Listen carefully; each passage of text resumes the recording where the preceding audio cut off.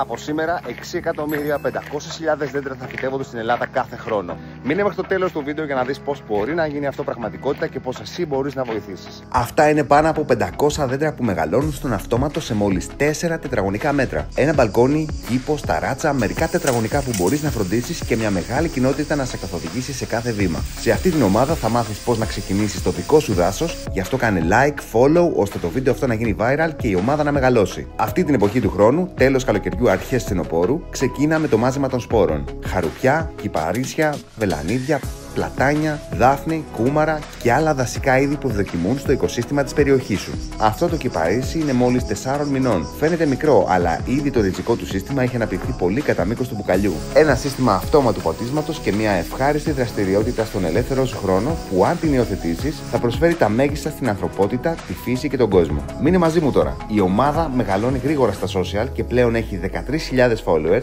13.000 φίλοι των δασών που, αν μεγαλώσουν από 500 σπόρους, φτάσαμε στο τεράστιο νούμερο των 6.500.000 δέντρων που θα φυτευτούν σε Ελλάδα και Κύπρο, σε συντονισμένες δράσεις που θα ξεκινήσουν από εδώ. Ποιο είναι το αγαπημένο σου δέντρο και γιατί? Γράψε μου στα σχόλια ποιο δέντρο θα ήθελες να ξεκινήσεις να μεγαλώνεις από σπόρο και σε επόμενο βίντεο θα το παρουσιάσω με λεπτομέρειες για τη φροντίδα του. Μείνετε συντονισμένοι γιατί ακολουθούν βίντεο με οδηγίες για όλες τις διαδικασίες. Με αυτούς τους τρόπους βοηθάς την ανάπτυξη της ομάδας ώστε ο αλγόριθμος να κραγεί, η ομάδα να μεγαλώσει και ακόμα περισσότερα δέντρα να φυτευτούν από όλους εμάς. Στην πρώτη συλλογική αλλά συντονισμένη προσπάθεια που θα πρασινίσει ξανά τα βουνά μας, τα πάρκα και την πόλη μας. Κοινοποίηση, like, share, σχόλιο και αποθήκευση τώρα ώστε η ομάδα αυτή να μεγαλώσει. Τα λέμε στο επόμενο βίντεο.